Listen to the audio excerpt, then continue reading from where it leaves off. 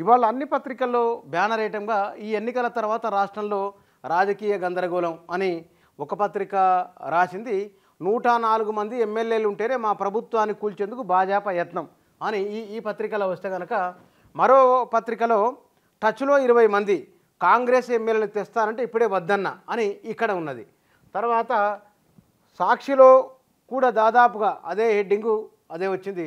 Assembly రద్దు కావచ్చు, లోక్సభ ఎన్నికలయ్యాక ఏడాదిలోపే జరిగిన ఆశ్చర్యపోనవసరం లేదు, 20 నుంచి 30 మంది ఎమ్మెల్యే టచ్లో ఉన్నారు, పార్టీ శ్రేణులతో బీఆర్ఎస్ అధినేత మాజీ సీఎం కేసీఆర్ వ్యాఖ్య. ఇది వార్త.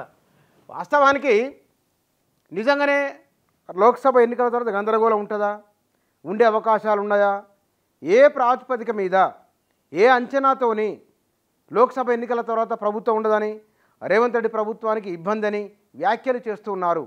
ఇది రేపు ఏం జరుగుతుందో మనకు తెలియదు, రేపటికి రూపు లేదు. కానీ ఆశ ఉండాలి, రేపు ఏం జరుగుతుందని ఒక ఆశ అయితే ఉండాల్సిందే. కానీ ఈ మధ్య లోక్సభ ఎన్నికల ప్రచారంలో కేసీఆర్ చాలా దూకుడుగా వస్తున్నారు. బహిరంగ సభలు, తర్వాత ఆయనకు కార్నర్ మీటింగులు, రోడ్ షోలు, పొలం బాట కార్యక్రమాలు, ఒక యాక్టివిటీ తీసుకొని ముందుకెళ్ళే ప్రయత్నం చేస్తున్నారు. పార్టీ శ్రేణులకు ఉత్సాహం ఊపు నింపే ప్రయత్నం చేస్తున్నారు. అంతవరకు బాగానే ఉంది. కానీ బీజేపీ లోక్సభ ఎన్నికల నాటికి అసెంబ్లీ రద్దవుతుందని, ప్రభుత్వం ఉంటుందో ఉండదో తెలియదని, రేవంత్ రెడ్డి బీజేపీలోకి వెళ్ళకపోవచ్చు అని, ఒకవేళ వెళ్ళినా సరే కాంగ్రెస్ ఎమ్మెల్యేలు వెళ్ళబోరు అని ఇత్యాది విషయాలు కూడా ఆయన మాట్లాడుతున్నారు. ఇది లోక్సభ ఎన్నికల నాటికల్లా ప్రభుత్వం ఉంటుందా ఉండదా అనే సందేహం అనేది మనకు ఈ గడిచిన 10 ఏళ్ల కాలంలో కొన్ని రాష్ట్ర ప్రభుత్వాలు, కొన్ని రాష్ట్రాల్లో మారిన ప్రభుత్వాలు, బీజేపీ దాని వ్యూహాన్ని అమలు చేసిన తీరు ఒక అనుభవం ఉన్నది. కాబట్టి ఆ అనుభవం దృష్ట్యా మాట్లాడుతున్నారు.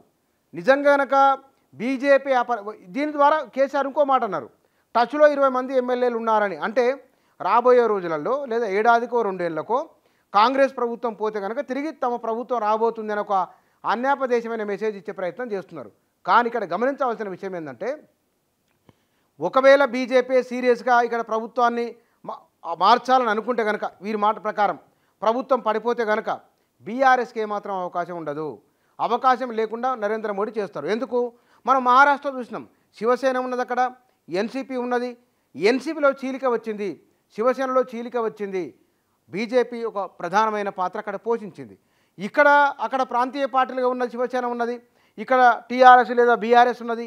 ఈ పార్టీ కూడా ఆ పార్టీలో ఉన్న ఇప్పుడు గెలిచిన ఎమ్మెల్యేలు ఎవరైతే ఉన్నారో 20 మంది టచ్లో కేసీఆర్తో కాదు, అప్పుడు మోడీ టచ్లోకి బీఆర్ఎస్ వాళ్ళు వెళ్తారు. వెళ్ళినప్పుడు ప్రాంతీయ పార్టీలను బీజేపీ తన వ్యూహంలో భాగంగానే ప్రాంతీయ పార్టీలు మెల్లమెల్లగా వాటి పరిధి తగ్గిపోతూ ఉన్నది. బీజేపీ కనుక ఆ ప్రయత్నమే చేస్తే కనుక బీఆర్ఎస్కి అవకాశం ఉండదు. అది ఎవరికి అవకాశం ఇవ్వదు బీజేపీ.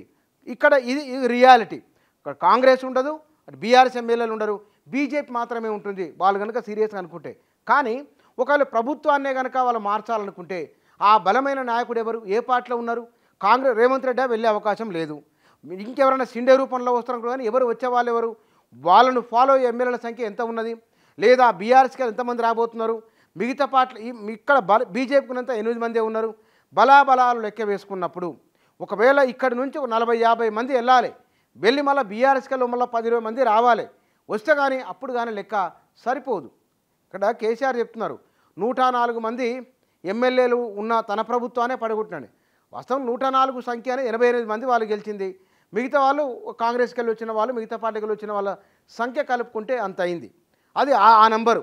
కానీ ఇవాళ మనం ఇట్లా లెక్కేసుకున్నా సరే 65 మంది మిత్రపక్షాలతో కలుపుకొని కాంగ్రెస్కు 65 మంది దానం నాగేందరు, కడియం శ్రీహరి 65, 66 భద్రాచలం ఎమ్మెల్యే ఒకటి 68 మంది, 68 మంది ఎంఐఎం వాళ్ళు ఒక 26 మంది వాళ్ళు ఉన్నారు. సరిపోయింది, 60-70 మంది ఎమ్మెల్యేలు ఉన్నారు.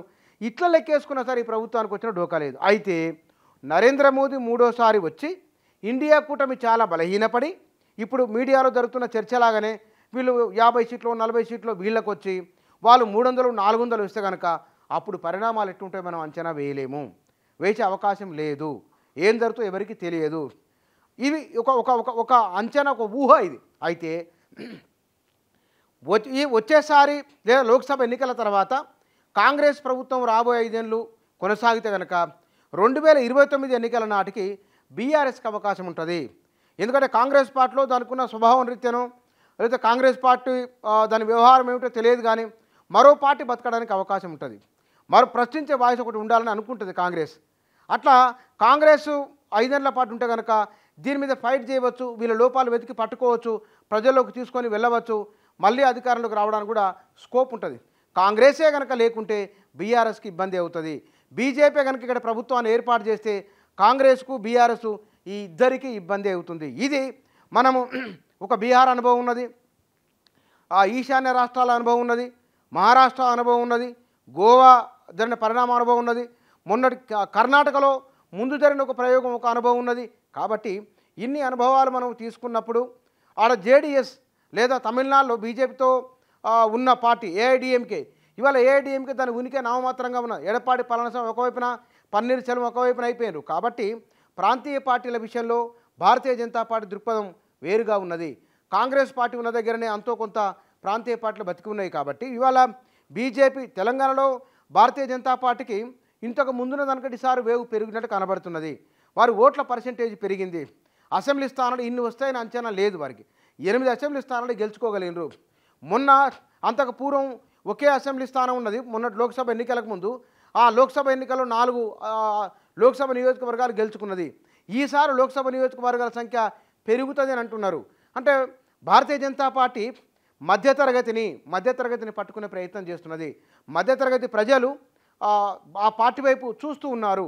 ఆ చూస్తున్న వాస్తవం కూడా మనకు ఓట్ల రూపంలో కనిపిస్తూ ఉన్నది. కాబట్టి కాంగ్రెస్ వచ్చే లోక్సభ ఎన్నికల తర్వాత అసెంబ్లీ రద్దు కావడము లేదా ఇంకేదైనా పరిణామం జరగడము, ఏకనాథ్ షిండే ఆవిర్భవించడము ఇత్యాది విషయాలు జరగాలంటే లోక్సభ ఎన్నికల తర్వాత బంపర్ మెజార్టీతో మోదీ అధికారంలోకి రావాలి. రెండవది రేవంత్ రెడ్డి కేంద్ర అమిత్ షాతోనూ నరేంద్ర మోదీతో కూడా మంచి సంబంధాలే కొనసాగిస్తున్నారు.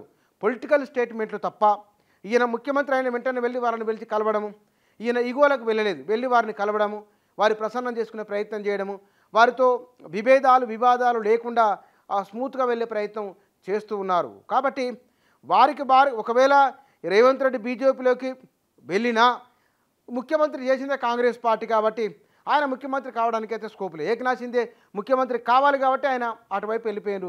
రేవంత్ రెడ్డి ఆల్రెడీ ముఖ్యమంత్రి కాబట్టి వెళ్ళే అవకాశం లేదు. రెండోది మరి 1-2 పేర్లు వస్తున్నా సరే ఆ 1-2 పేర్లు ఉన్న వాళ్ళు కూడా సాహసం చేస్తారంటే అది కూడా ప్రశ్నార్థకమే.